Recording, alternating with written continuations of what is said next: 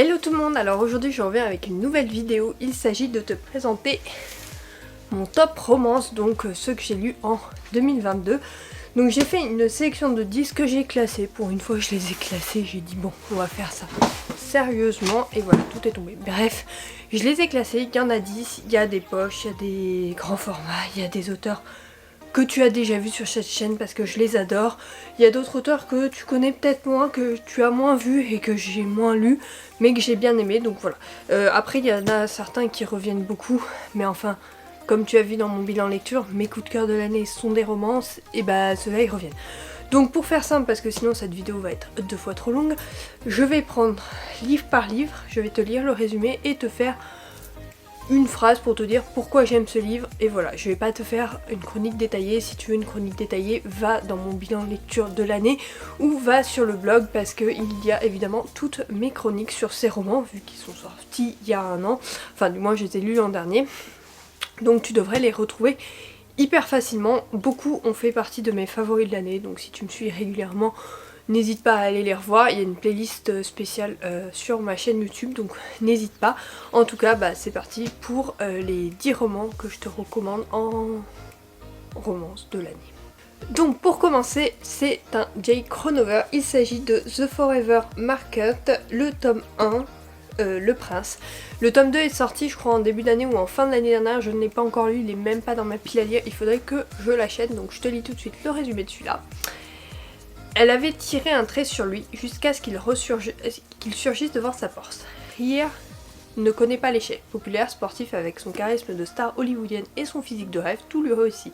Alors quand il se fait soudainement larguer, son monde s'effondre. Sans réfléchir, il roule toute la nuit jusqu'au Texas pour se réfugier chez Bove, son amie d'enfance si différente de lui. Cool, rebelle et artiste, Bove n'a besoin de l'approbation de personne. Il la connaît depuis toujours et même si elle refuse de lui parler depuis leur dérapage, en cet instant, elle est la seule qui puisse l'aider à ne pas sombrer. Bove est sous le choc quand elle retrouve Ryer sur son palier.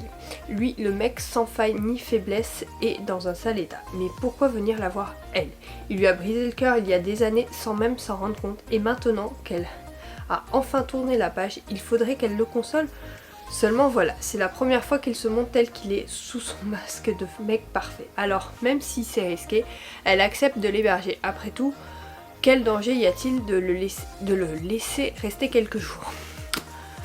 Pourquoi j'ai bien aimé? Parce que j'ai trouvé l'origine, enfin que c'était un peu original la façon dont était construite l'histoire, vu qu'ils ont eu leur histoire avant et que maintenant ils sont séparés et que finalement ils vont pas retomber les bras l'un dans l'autre, enfin l'un vers l'autre, mais ils vont quand même recréer quelque chose avec ce passé qui les hante toujours. Donc en fait on arrive à un moment de l'histoire où les deux personnages se connaissent déjà, et ça je trouve ça bien original, et ont déjà fait, enfin il y a déjà eu quelque chose entre eux même s'ils s'en sont pas rendus compte ni à la même échelle ni au même moment, et du coup bah j'ai trouvé ça original. Donc voilà pourquoi je te recommande celui-là, parce qu'il est vraiment sympathique et c'est un Jake Ronover. Si tu connais pas l'auteur, les Marketmen aussi sont parfaits pour la découvrir. Ensuite, petite romance de Noël, il s'agit de Au cœur d'une nuit de Noël d'Erika Boyer. Donc je l'ai lu au mois de décembre, il faisait partie de ma pile à lire de décembre. Erika Boyer est une auteure que j'aime beaucoup, mais j'ai pas trop découvert de livres l'an dernier d'elle, donc il faudrait que j'y remédie. Surtout qu'il y en a beaucoup en numérique qui me tentent, et donc du coup je pense qu'ils feront partie de la sélection pour ma pile à lire quand on part en voyage de noces, parce que du coup comme j'embarque que ma Kindle, ça sera beaucoup plus simple. Donc pour celui-ci, voici le résumé. Décembre est arrivé, le mois préféré de Leila. S'il est synonyme de l'heure acharnée pour elle et ses amis qui ont plus de travail que jamais avec leur entreprise de traiteur au seuil des délices, il annonce aussi le meilleur moment de l'année, Noël. Sa fête favorite approche, la neige, les chants, les lumières et les délices sucrés le disent. Et même si une fois de plus ses parents ne seront pas là pour célébrer avec elle, elle peut compter sur Sydney pour en faire quelque chose de magique. Son meilleur ami sait toujours comment lui faire oublier tout ce qui la chagrine, que ce soit les remarques de sa famille, sa maladie, les problèmes d'argent ou les défaites de son équipe de hockey préférée. Il est son indispensable, son plus proche confident, son collègue, son complice de Noël, parfois aussi un peu son ennemi. Et s'il devenait plus que ça, parfois il lui suffit d'un simple défi, d'un match perdu ou d'une petite boule jaune dans le sapin pour que tout change. Et cette année, au cœur des nuits qu'ils chérissent tant, il se pourrait qu'en attendant Noël, bien des choses se passent entre Sydney et Leila. Romance de Noël, c'est une de mes préférées de l'année, donc je devais la mettre parce que je voulais mettre une romance de Noël et je trouvais que celle-là était vraiment parfaite. Pourquoi je l'aime? Parce que c'est une romance de Noël doudou de fin d'année qui est géniale pour ça, et vraiment en plus elle aborde aussi des sujets compliqués, la maladie, etc., la non-présence des parents et compagnie, donc je trouve ça hyper intéressant. Donc celui-là il était à la fois émouvant et magique parce qu'il y a la magie de Noël, donc je te le recommande pour ces raisons. Ensuite on passe à Rich Bastard de L.J. Sain. Donc c'est une auteure que j'aime beaucoup mais je lis jamais ses romans, je sais pas pourquoi. Mais à chaque fois que je les lis je trouve qu'ils sont vraiment sympathiques. Donc je te lis le résumé de celui-là.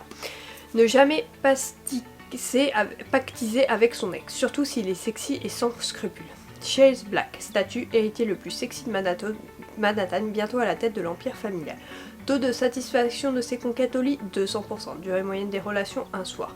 Profil salaud de classe internationale. C'est du moins l'avis de Maddie, qui a sincèrement cru trouver l'amour lorsqu'ils sont sortis pendant plusieurs semaines avant que Chase ne lui brise le cœur. Alors quand elle découvre devant sa porte 6 mois plus tard, elle est légèrement surprise. Et quand Chase lui annonce qu'il a un service à lui demander, elle commence à croire qu'il s'agit d'une mauvaise blague. Mais non, Chase est très sérieux. Il a besoin qu'elle fasse semblant d'être sa fiancée lors d'un week-end de famille pour apaiser son père mourant.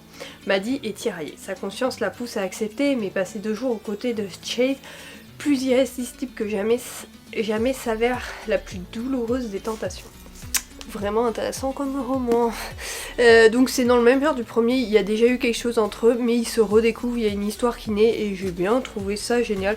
Donc c'est une sacrée picasse. Je me rappelle qu'il y avait un petit défaut, mais ça me revient pas comme ça, donc c'est-à-dire que c'était pas un énorme défaut. Je sais que vers la fin j'avais trouvé ça un peu trop rapide ou un peu trop lent, je sais plus, c'était un des deux. C'était un peu bizarre, mais en dehors de ça j'ai beaucoup aimé, et puis l'auteur arrive à faire passer beaucoup d'émotions. Même si j'aurais voulu que des fois ça soit un peu plus développé. J'aime beaucoup l'auteur et je pense que je lirai d'autres. À chaque fois je mets ces sorties dans ma wishlist et je les achète jamais. Faudrait que je le fasse parce que vraiment j'aime beaucoup cet auteur et je te la recommande. Donc là c'est Harlequin, avant il y avait un Harlequin et un Hugo New Romance. Ensuite on passe à un Morgan Moncombe, donc l'as de pique, je te lis le résumé. Il est là pour la protéger mais il met son cœur en danger. Enfant star, Daisy Coleman est la chanteuse la plus en vogue du moment. Elle a tout pour être heureuse, hormis la seule chose qu'elle désire depuis toujours, Thomas Kelber, le meilleur ami de son frère et le seul homme incapable de l'aimer. Thomas a toujours ignoré les avances de Daisy, cette jeune fille qui le suit partout où il revient. Mais le voilà de retour après 4 ans d'absence et tout a changé. En devenant son garde-corps, son seul but est de la protéger coûte que coûte. Le plus dur s'avère toutefois de garder ses distances, car Daisy est devenue une femme et elle compte bien lui prouver. Sociopathe ou non, Thomas Kelber tombera amoureux d'elle. Elle s'en fait la promesse. Pourquoi Morgan Moncombe, en fait, elle crée toujours des histoires de ouf et celle-là, je l'ai adorée. En fait, je me suis énormément attachée au personnage, c'est vraiment ce qui m'a plu dans cette romance. Donc voilà, je te la recommande pour ça parce que les personnages, une pépite.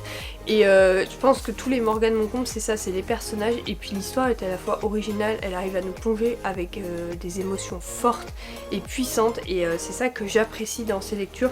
Donc j'ai qu'une hâte, c'est de lire les prochains romans d'elle. J'en lis de plus en plus, comme tu le sais j'en ai dévoré tout le long de l'année, il y en a 2 autres dans mon top des romances, donc vraiment je la recommande à 200%. Si tu ne la connais pas, il faut vraiment la découvrir. Ensuite on passe à un Emma Green, donc il s'agit de The Boys on Fire, la romance la plus originale que j'ai lue cette année. Je te lis le topo.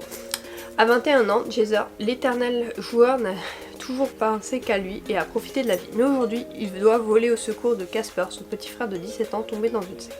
Là-bas, dans l'Outback, au fin fond du désert australien, on ne joue pas, on ne sourit pas et surtout on respecte les règles sous peine de pire châtiment, car cet endroit qu'on appelle le cercle, on ne revient pas. Pour infiltrer cette communauté secrète et sortir son frère, Jaeger accepte d'épouser Nell, une fidèle disciple aussi fermée qu'indéchiffrable. Mais derrière ses yeux verrons troublant, le mystérieux blonde se révèle moins douce et docile qu'elle n'y paraît. Et le fougueux Chaser, qui pensait ne jamais tomber amoureux, va devoir faire l'impossible choix. Son frère ou l'amour, sa liberté ou le risque de tout perdre. Mais c'est une histoire... En fait, dans une saga, je n'avais jamais lu de romance et donc ça en fait une histoire de ouf. Vraiment du début à la fin, j'ai adoré cette histoire, je te la recommande, mais à 200%. C'est la romance la plus originale que j'ai lue en 2022 et Emma Green, donc c'est un duo d'auteurs françaises, qui est vraiment... Bah, je les adore en fait, et il y en a un autre roman d'elle dans mon top, mais celui-là c'est un de ceux qui m'a le plus marqué et qui restera dans mes mémoires longtemps parce que l'originalité du côté de la secte, je ne l'avais vu nulle part ailleurs et vraiment donc ça rend le roman d'autant plus intéressant. Ensuite on reste dans l'originalité avec Maybe It's Love de F.V. Estier. Je suis désolée si je prononce pas le nom.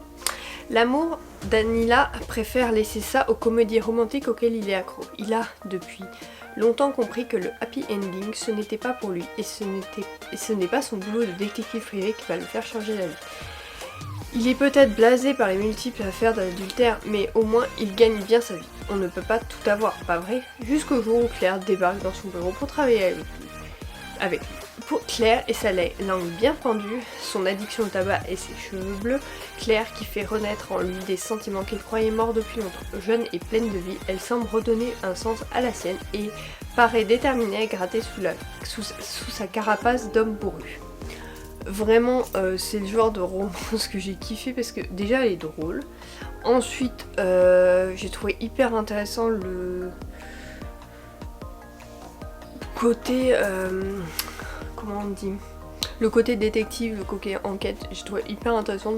C'est vraiment pour l'originalité que j'ai apprécié, ça avait été un coup de cœur celui-là. Bah, en même temps là depuis 3 romans c'est tous mes coups de cœur de l'année 2022, donc tu les retrouveras dans mon bilan, mais vraiment j'avais beaucoup aimé et j'avais été surprise d'apprécier autant cette lecture. Donc voilà, je l'avais acheté sur un coup de tête parce que la couverture me plaisait bien et que j'avais vu des avis hyper positifs. Je ne regrette absolument pas. Une de mes meilleures lectures et une lecture très originale. Donc ça compte parce que vu le nombre de romances que je lis, comme tu peux le voir, il faut un peu d'originalité sinon je m'ennuie très clairement. Ensuite, La vie en vrai d'Emma Green. Je t'avais dit qu'il y avait plusieurs Emma Green.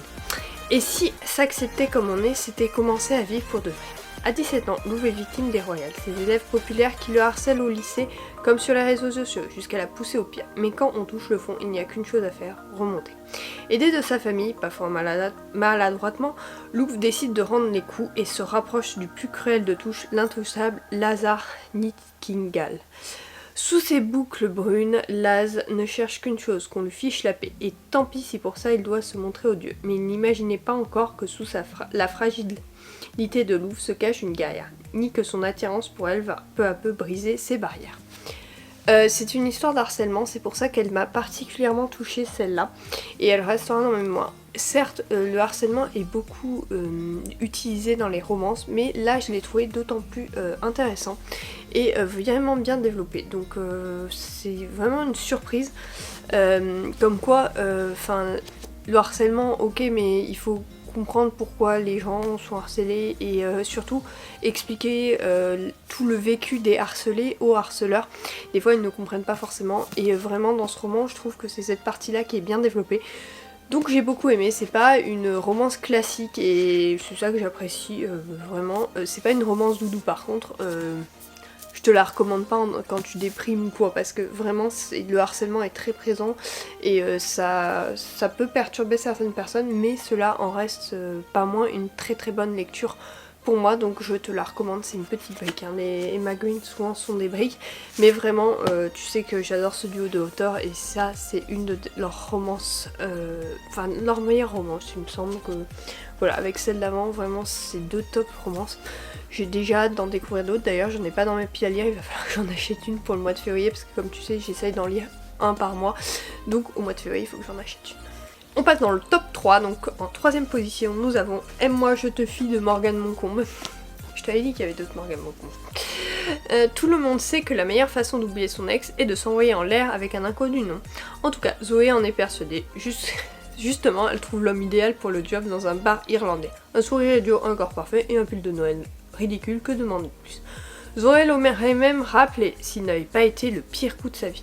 C'est décidé, Jason arrête les plans d'un soir. Il aurait dû comprendre le message plus tôt, mais cette nuit avec l'inconnu aux cheveux roses l'a convaincu plus jamais, du moins jusqu'à ce que l'inconnu en question se révèle être Zoé, la colocataire de son meilleur ami Lohan. Le souvenir de leur nuit catastrophique les pousse à se détester dès le début, mais lorsque Zoé vient lui demander de l'aide, Jason lui propose un deal qu'elle ne pourra pas refuser. Ça, c'est une romance doudou. Tu déprimes et tout ça, romance doudou. Morgane Moncombe, c'est des romances doudou. Schéma hyper classique, mais avec tellement d'émotions qu'on est transporté et on est accro du début à la fin. C'est pour ça que je l'ai mis dans mon top.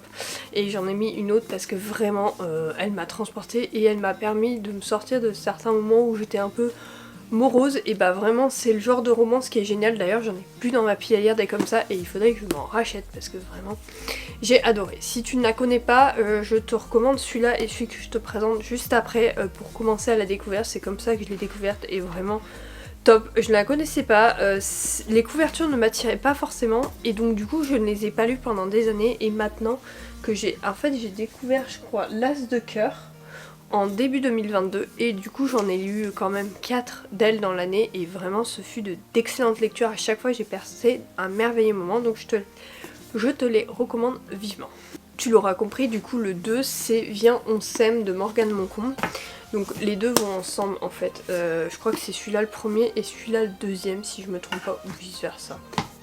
Je sais plus, mais c'est des couples différents, donc je vais te lire le résumé également de celui-ci. Lorsque Violette fait la connaissance de Lohan, son séduisant voisin, ils deviennent vite son meilleur ami, prouvant ainsi que le coup de foudre platonique existe entre un garçon et une fille. Un an plus tard, la situation n'est plus tout à fait la même. La petite amie de Lohan l'a quitté, Violette commence à nouer une jolie idylle avec un garçon Clément. Seule leur amitié perdure envers et contre tout. Violette fait alors une bien curieuse proposition à Lohan. Elle lui demande d'être son premier amant, bouleversant ainsi toutes les règles de leur relation amicale. Lohan hésite à mettre en danger ce qui les unit, mais il sait que si Violette a besoin de lui, il répondra présent. Cela peut tout changer entre eux, mais c'est peut-être ce qu'ils ont envie tous les deux. Bon, tu l'as compris avant, c'est une romance doudou, tu veux te détendre, tu veux pas te prendre la tête, tu t'attaques à ce genre de romance, vraiment, c'est celle que je te recommande et c'est celle avec laquelle je m'éclate le plus. Alors pas tout le temps, comme je te dis, j'aime les romances originales, donc comme tu as vu, il y en a un certain nombre dans mon top, mais j'aime aussi les romances doudou, genre que je sais que quand j'ouvre un Morgane Moncombe, je vais passer un merveilleux moment, je vais être accro à ma lecture et je vais peut-être me sortir d'une phase où j'ai moins envie de lire. Vraiment, je vais avoir envie de me replonger dedans continuellement, donc c'est pour ça que je te les recommande, parce que vraiment, j'adore ce genre de romance. Donc voilà, ça c'est les romances doudou que j'aime beaucoup et j'en ai eu besoin l'année dernière. Et donc, bon, tu as vu, il y en avait au moins 4 cette année, et le reste c'est des romances où il me faut un peu d'originalité comme je t'ai présenté juste avant.